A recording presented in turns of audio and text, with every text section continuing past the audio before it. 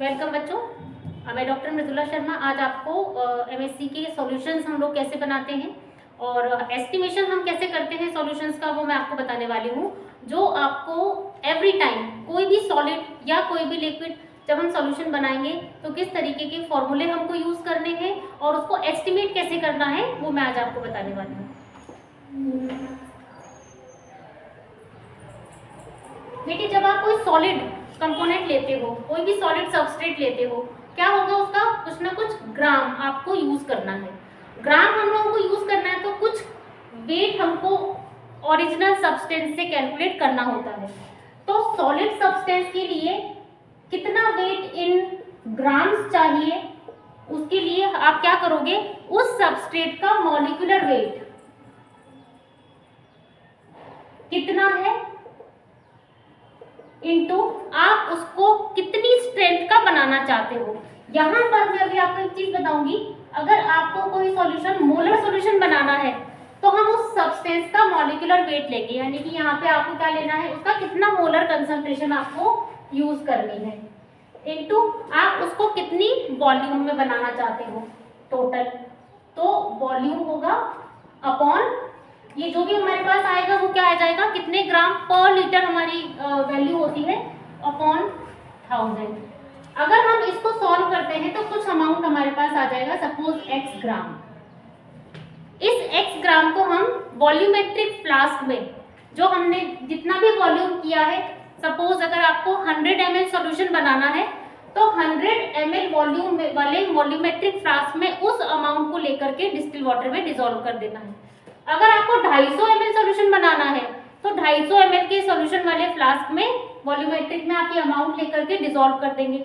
आप कई बार ऐसा करते हो बच्चों की अमाउंट लिया, जो भी क्वांटिटी आपके पास आई है, और वॉल्यूमेट्रिक फ्लास्क है ना, उसमें पहले ही distil water up to the mark fill कर देते हैं। ऐसा नहीं होना चाहिए, क्योंकि जब आप उसको पूरा 100 ml तो ले लोगे, उसके बाद जब आप अमाउंट मिलाओगे उसमें उस क्वांटिटी को, तो उसकी वैल्यू 100 ml नहीं होगी, है ना। टोटल सॉल्यूशन हमारा 100 ml होना चाहिए। तो एक तो सॉलिड के लिए आपको फॉर एवरी सॉलिड ये फॉर्मूला आपको यूज करना है। अगर आपके पास कोई सब्सटेंस है जिसका नॉर्मल सॉल्यूशन बनाना है, यानी कि नॉर्मलता जिसको हम कहते हैं, अगर आपको तुल्यांकी विलयन बनाना है तो हम क्या करेंगे, उसके लिए उस सब्सटेंस का कितना वेट इन ग्राम, यहां पर हम उस सब्सटेंस के इक्विवेलेंट वेट्स, यानी कि हम उसको कहते हैं तुल्यांकी भार, ये हमें यूज करना होगा। और कितना नॉर्मल सॉल्यूशन हमें उसका चाहिए, कितना नॉर्मल कंसंट्रेशन आपको चाहिए, अगेन कितने वॉल्यूम में चाहिए, ये ग्राम आएगा पर लीटर। इसको जब आप सॉल्व करेंगे तो कुछ ग्राम्स आ जाएंगे, और अगेन इसको आप वॉल्यूमेट्रिक फ्लास्क में लेकर के मेकअप कर देंगे अप टू दी मार्क, आयतन मापी जो फ्लास्क होता है उसके अंदर। देखिए, अब अगर हमको कोई लिक्विड का सॉल्यूशन बनाना है तो लिक्विड्स के लिए एनालिटिकल यूज के लिए कुछ ना कुछ स्ट्रेंथ स्टैंडर्ड होती है ना। तो वो एक स्टॉक सॉल्यूशन है जिससे हमको रिक्वायर्ड कंसंट्रेशन का सॉल्यूशन प्रिपेयर करना है। तो लिक्विड टू लिक्विड ही हमारा सॉल्यूशन होगा। तो इस लिक्विड के स्टॉक सॉल्यूशन से हम डाइल्यूटेड सॉल्यूशन कैसे बनाएं, यानी कि रिक्वायर्ड कंसंट्रेशन का। तो देखिए, इसके लिए हमने पढ़ा है N1V1 इक्वल्स टू N2V2, ये एक फॉर्मूला है। जो स्टॉक सॉल्यूशन है वो हमने माना N1V1, और जो डाइल्यूटेड है जो हमें बनाना है सपोज वो है N2V2। तो क्या करेंगे, हमारे पास जो स्टॉक सॉल्यूशन हमारे पास है उसका एनालिटिकल स्ट्रेंथ हमें मालूम है। सपोज करिए हाइड्रोक्लोरिक एसिड का ही हमें सॉल्यूशन बनाना है, तो जो एक स्टैंडर्ड स्ट्रेंथ है दैट इज 12N। तो हम सपोज हमको बनाना है 1N का 250 ml, है ना, HCl। 1N का 250 ml सॉल्यूशन प्रिपेयर करना है। तो हम क्या करेंगे, 12 हमारा स्टॉक है ऑलरेडी, हमें ये नहीं पता कि इस 12N के सॉल्यूशन का कितना वॉल्यूम हम ले कि वो हमारे इस 250 ml के वॉल्यूमेट्रिक फ्लास्क में मेकअप हो जाए। तो हम क्या करेंगे, 12N का कितना वॉल्यूम ले, V1 is unknown here, stock वाले का वॉल्यूम हमें निकालना है कि कितना लेना है। N2 कितना है, हमने बोला 1N का है, और 250 ml में बनाना है, मतलब 250 ml हमको उसे प्रिपेयर करना है। तो अगर हम इसको कैलकुलेट कर लेते हैं तो इसको सॉल्व करने पे जो भी हमारे पास वॉल्यूम आएगा उस वॉल्यूम को लेकर के हमें 250 ml वॉल्यूमेट्रिक फ्लास्क में मेकअप कर देना है। देखिए वॉल्यूमेट्रिक फ्लास्क है जो हमारे पास इस तरह का होता है। इस वाले वॉल्यूमेट्रिक फ्लास्क में एक अपर मार्क बना होता है। यहाँ पर आप ध्यान से देखेंगे अगर तो आपको इसमें ये अपर मार्क दिखाई देगा। अब इस मार्क के साथ बच्चे क्या करते हैं, जो मैं आपको कह रही थी कि एक साथ पहले पूरा वाटर मेकअप कर दिया और फिर जो अमाउंट है पिपेट से लेके वो डालते हैं, है ना। तो ये जो मार्क है ना, ये एक स्टैंडर्ड मार्क है कि यहाँ तक जब सॉल्यूशन बनेगा तो वो इतनी स्ट्रेंथ का सॉल्यूशन होगा, तो इससे ज्यादा वो मार्क नहीं जाना चाहिए सॉल्यूशन वाला। This is volumetric flask. अब क्योंकि ये एसिड है, हमें क्या करना होगा, एसिड में वाटर नहीं मिलाना है, हमको पहले थोड़ा सा वाटर ले लेना है, डिस्टिल वाटर, फिर जो अमाउंट हमारा आया है क्वांटिटी इतना वॉल्यूम उसको लेकर के इसमें डालना है और up to the mark make up कर देना है। ऐसे तो हमारा बन जाएगा सॉल्यूशन। तो for every solid and every liquid, जो मैंने अभी आपको ये दो सॉल्यूशंस बताए हैं, फॉर्मूला बताए हैं, इसी से बनते हैं। नेक्स्ट चीज क्या है हमारी, हम जो भी सॉल्यूशन बना रहे हैं चाहे सॉलिड से चाहे लिक्विड से, हमने ये प्राइमरी प्रोसेस की है, अभी केवल हमने स्टॉक से डाइल्यूशन किया है, लेकिन ये कंपाउंड जो हमने सॉल्यूशन में बनाए ये सारे के सारे जरूरी नहीं है कि जितनी स्ट्रेंथ के हमने कैलकुलेट करके बनाए हैं उतने ही बन जाए। इनको हमें एस्टिमेट करना पड़ता है कि एक्चुअली ये कितनी कंसंट्रेशन के बने हैं। मतलब कि ये जो एसिड्स और बेसेस हैं जनरली ये होते हैं हमारे सेकेंडरी स्टैंडर्ड। सेकेंडरी स्टेप में जाकर के हम इसको पता लगा सकते हैं बाय टाइट्रेटिंग अगेंस्ट स्टैंडर्ड सॉल्यूशन, जिसकी कंसंट्रेशन हमें पता हो, उसके अगेंस्ट जब हम इसको टाइट्रेट करते हैं तो हमें पता चलता है कि ये इतनी स्ट्रेंथ इसके अंदर मेंशन करी गई है। जैसे अगर मैं आपको बताऊं,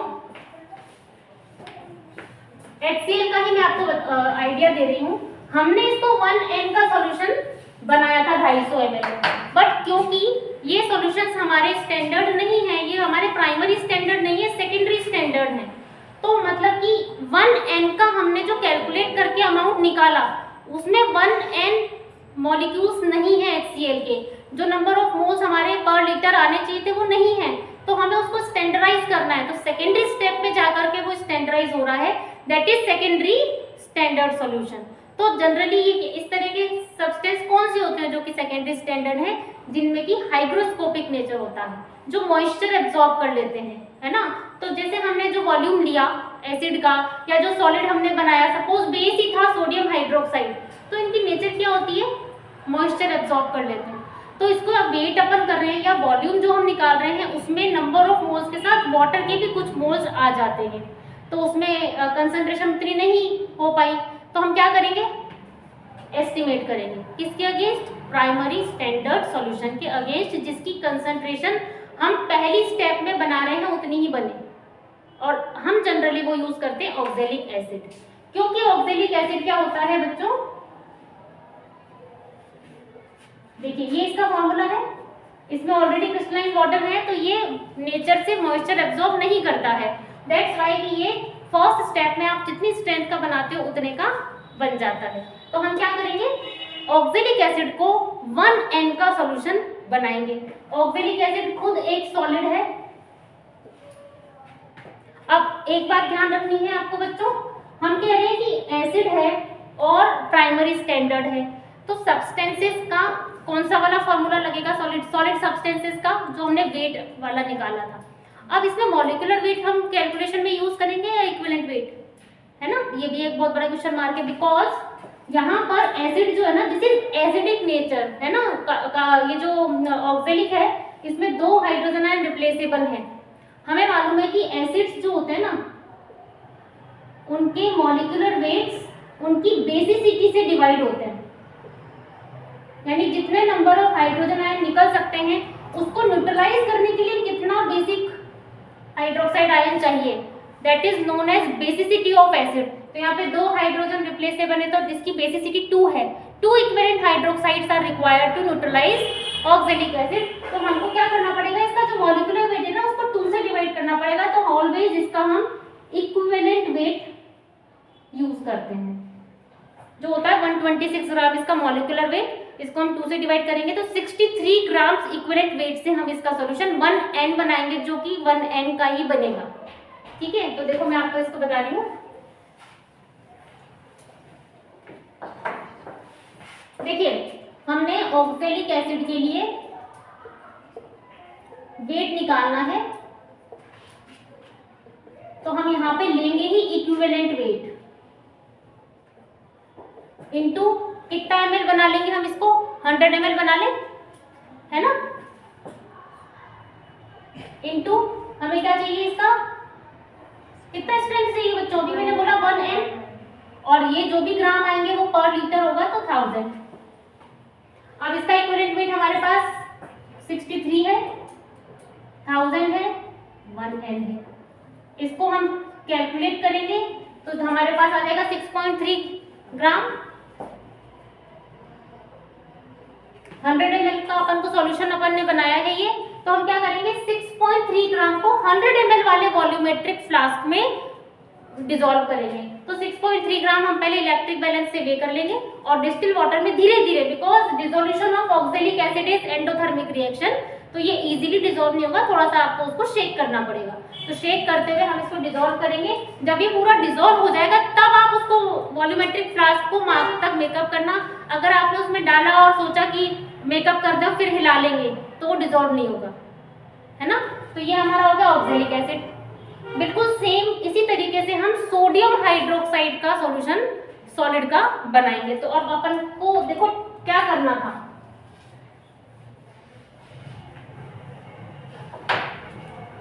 हमें करना है HCl का सॉल्यूशन 1N का और फिर इसको डाइल्यूट करना है 0.1N तक। ये हमारा ऑब्जेक्ट है। अब क्या करेंगे हम बताओ, ठीक है। देखिए अब अपना जो टारगेट है वो है HCl का सॉल्यूशन बनाना है 0.1 का, मतलब डाइल्यूट चाहिए सपोज हमें। तो हम क्या करेंगे, पहले स्टॉक सॉल्यूशन बनाएंगे HCl का। लिक्विड है तो हम कौन सा फॉर्मूला यूज करेंगे, N1V1 N2V2 वाला। स्टॉक सॉल्यूशन की स्ट्रेंथ होती है एनालिटिकल यूज के लिए 12N की, तो 12 का कितना वॉल्यूम लें कि हमें चाहिए 1 का 100 ml।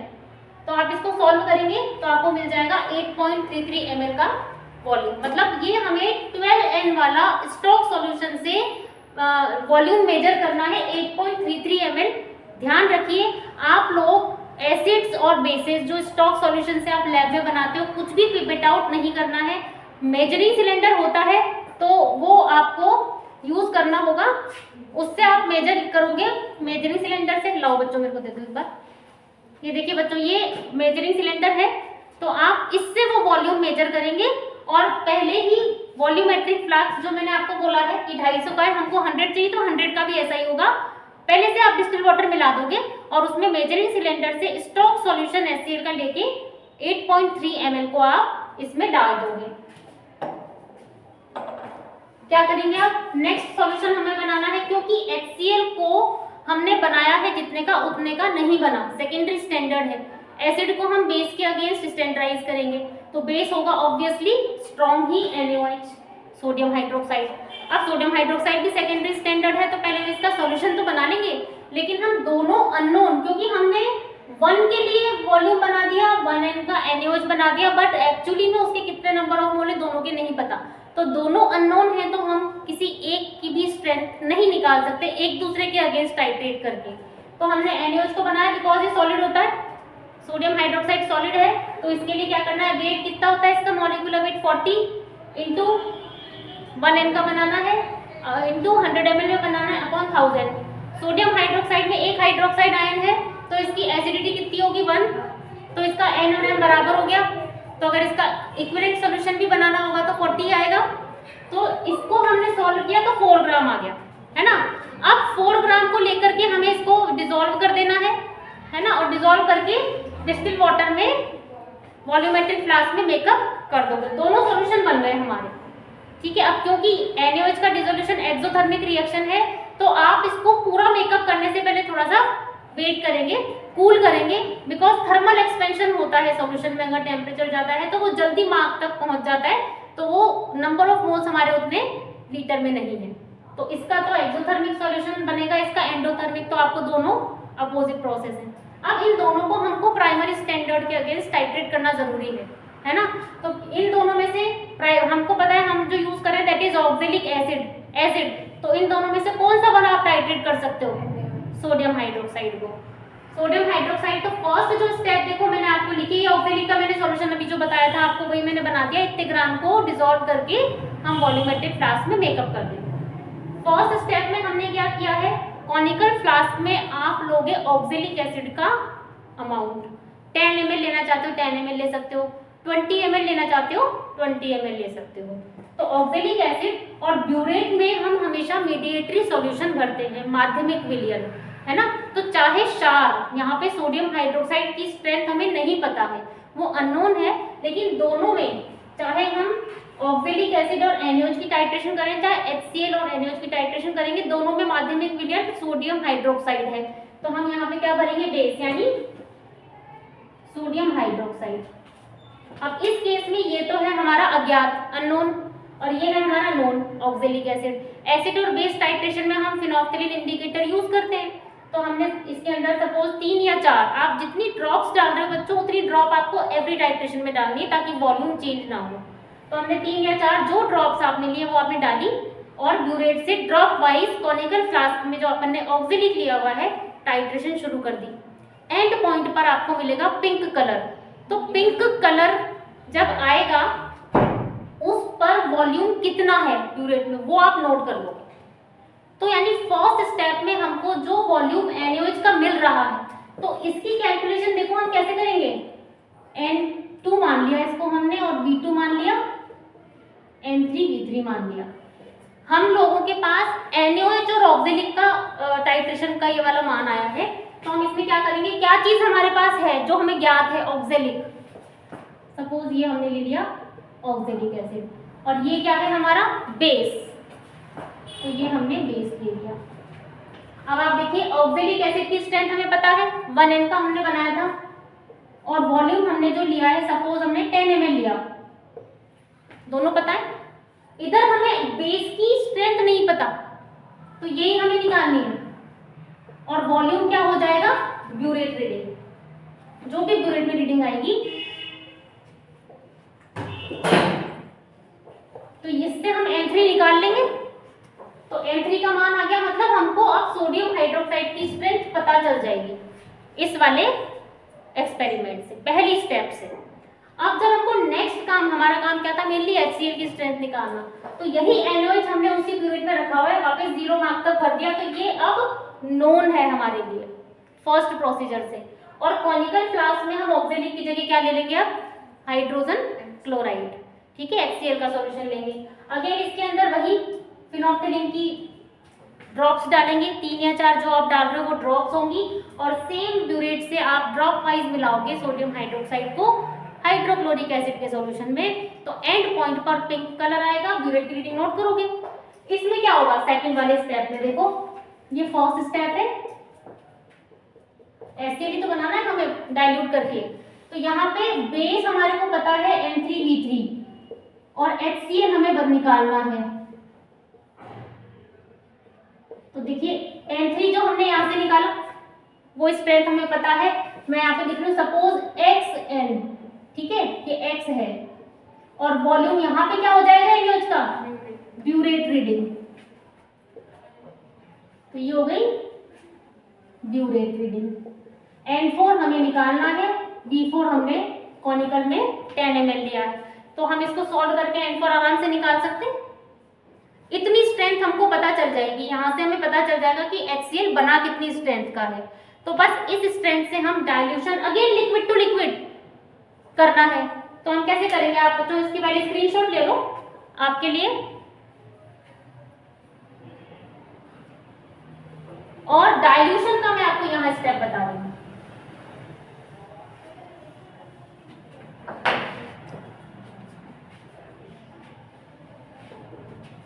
जैसे हमारे पास अब स्ट्रॉन्ग सॉल्यूशन है HCl का, और इससे हमें चाहिए डाइल्यूटेड। एग्जाम्पल ले रही हूँ मैं, सपोज ये आपका बना है 0.7842 N का एग्जाम्पल, हमें ये बनाना है 0.1 N का। आप देखिए हमने बनाया तो इसको 1 का था, लेकिन ये बना 0.78 का है। तो अब हम जब इससे डाइल्यूशन करेंगे इस स्ट्रेंथ को लेके, तो एग्जैक्ट 0.1 N का ही हाइड्रोक्लोरिक एसिड मिल जाएगा। तो हम क्या करेंगे, सपोज इधर की तरफ हमने लिया N4H4 equals to N5H5 diluted HCl। N4 की स्ट्रेंथ मैंने बताई आपको, और V आएगा ना, V है बच्चों, ये है ना HCl से मेरे को वही दिमाग में रह गया, तो ये V है ना, वॉल्यूम है हाइड्रोक्लोरिक एसिड का वॉल्यूम। तो वॉल्यूम हमारे पास कि हम इसका कितना वॉल्यूम लें कि 0.1 का 100 ml बन जाए। तो हम क्या करेंगे, इसको सॉल्व कर लेंगे।